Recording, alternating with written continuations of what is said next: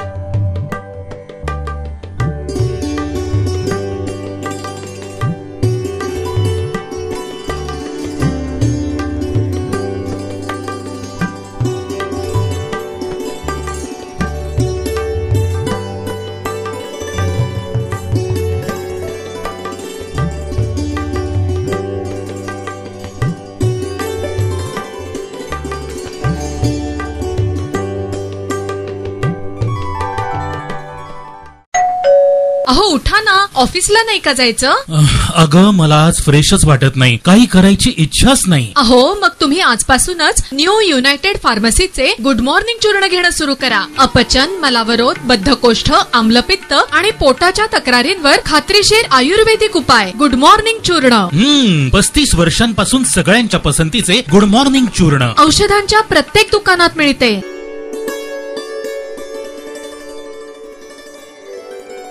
पुण्यातील पोलीस मित्र या संस्थेच्या वतीनं 26/11च्या शहीदांकरता एक कार्यक्रम आयोजित करण्यात आला होता.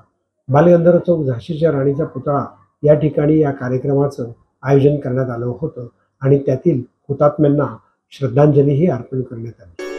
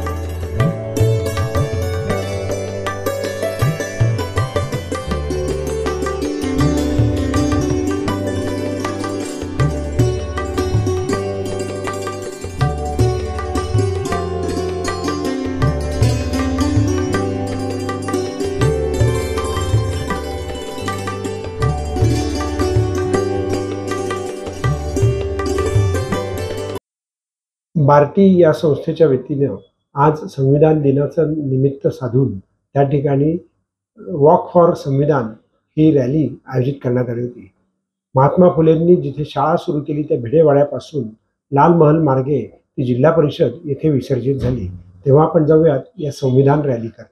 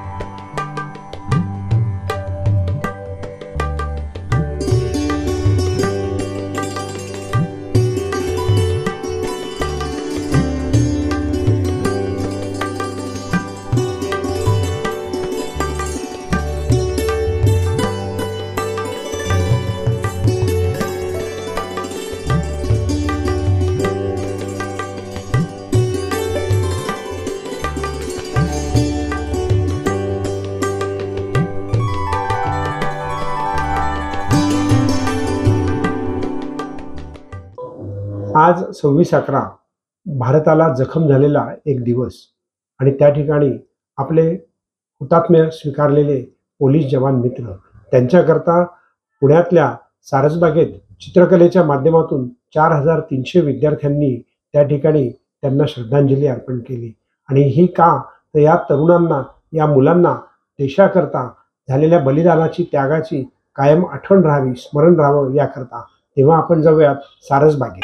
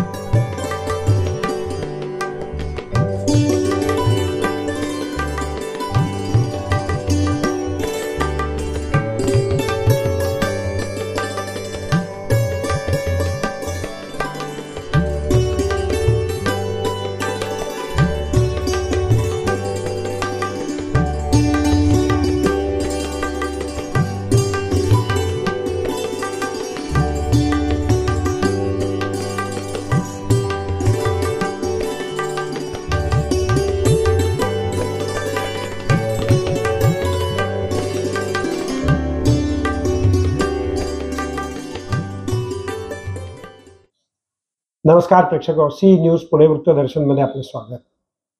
पुण्यातील 40 एकर जमिनीचा घोटाळा आता आपल्या सर्वांपर्यंत पोहोचलेला आहेच.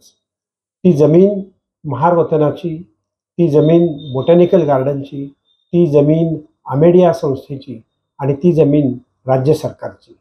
एकाच जागेला ही 4 वेगवेगळे घटक त्या ठिकाणी कार्यान्वित होते. तथापि आज अंजली दमानिया यांनी सांगितलं की याच्यामध्ये एक अर्ज करण्यात आला आणि तिथं IT संदर्भामधली एक सेवा देण्याचं नियोजन करण्यात येते आणि म्हणून त्याचा दस्त हा 500 रुपयामध्ये नोंदवायची परवानगी मिळाली. त्या कामी शासनाच्या विविध विभागांनी, तहसीलदारांनी वगैरे कलेक्टर साहेब यांना देखील त्या ठिकाणी ही जमीन विक्री होतीये अशी कल्पना दिली. पण जून ते ऑक्टोबर महिन्यापर्यंत कलेक्टरनी सुद्धा त्याच्यामध्ये कुठलीच दखलंदाजी केली नाही. किंबहुना पालकमंत्र्यांचा हा जिल्हा आहे आणि त्यातील एवढी मोठी जमीन जर हस्तांतरित होते तर पालकमंत्र्यांनाही कळवायला पाहिजे होतं असं अंजली दमानिया यांनी सांगितलं. SIT जी स्थापन केली त्यात पुण्यातलेच 5 अधिकारी आहेत असं ते अंजली दमानिया यांनी सांगितलं. पण ते न्याय देतील का? पाहत रहा सी न्यूज पुणे वृत्तदर्शन.